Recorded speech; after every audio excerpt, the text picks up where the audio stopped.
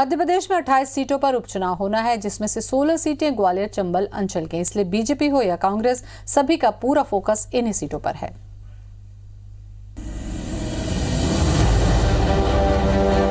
मध्य प्रदेश का ग्वालियर चंबल इलाका, जिसने साल 2018 के विधानसभा चुनाव में कांग्रेस का 15 साल का सत्ता का वनवास खत्म कराया था, उसी चंबल के नेता ज्योतिरादित्य सिंधिया ने कांग्रेस की सरकार को बनाने में अहम किरदार निभाया और 15 महीने बाद कांग्रेस की सरकार को गिराया भी। लेकिन अब बीजेपी और कांग्रेस की अग्नि परीक्षा ग्वालियर चंबल से है, क्योंकि 28 सीटों में यहां की 16 सीटों पर उपचुनाव है और यही 16 सीटें तय करेंगे कि मध्य प्रदेश की नई सत्ता का सिकंदर कौन होगा। ऐसे में कांग्रेस हो या फिर बीजेपी, दोनों ही एक दूसरे के दलों में सिंधमारी कर रहे हैं। बुधवार को कांग्रेस के 3 बड़े चेहरे अशोक शर्मा, बसंत शर्मा और केशव माझी ने बीजेपी ज्वाइन कर ली। ऐसे में बीजेपी दावा कर रही है कि 16 सीटों के साथ साथ बाकी सीटों पर भी कमल ही खिलेगा। भारतीय जनता पार्टी के प्रत्येक कार्यकर्ता की परीक्षा है, पूरी पार्टी की परीक्षा है।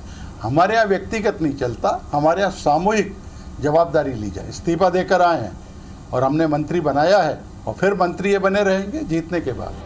2018 के विधानसभा उपचुनाव में ग्वालियर चंबल की 34 सीटों में से 27 सीटों पर कांग्रेस ने जीत हासिल की थी। साथ ही एक सीट बीएसपी की झोली में गई थी। हालांकि 2018 विधानसभा चुनाव में सवर्ण आंदोलन, ST/SC आंदोलन उफान पर था, जिसका नतीजा ये हुआ कि चंबल अंचल से बीजेपी को बड़ा झटका लगा, जिससे शिवराज सरकार मध्य प्रदेश से चली गई और कमलनाथ सरकार आ गई थी। लेकिन बाद में सिंधिया और उनके समर्थक 22 विधायकों के पाला बदलने से कांग्रेस सत्ता से बेदखल हो गई और बीजेपी एक बार फिर से सत्ता के सिंहासन पर काबिज हो गई। अब 28 सीटों के लिए 3 नवंबर को मतदान होगा। ऐसे में कांग्रेस का कहना है कि जो माहौल बीजेपी के खिलाफ 2018 में था, आज वही माहौल 2020 में फिर से बीजेपी के खिलाफ है, जिसका फायदा कांग्रेस को उपचुनाव में मिलेगा।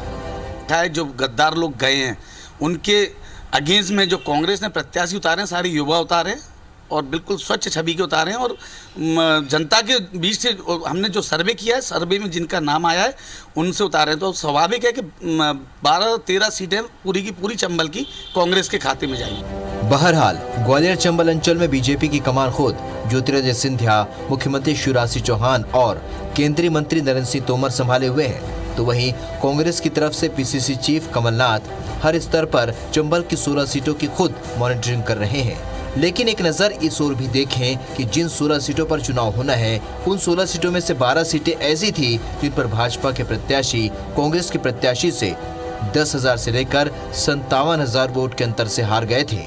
ऐसे में चंबल के दंगल में कौन कितना इस उपचुनाव में कामयाब हो पाता है, ये तो 10 नवंबर को ही पता चलेगा। नासिर गौरी, IBC 24, ग्वालियर।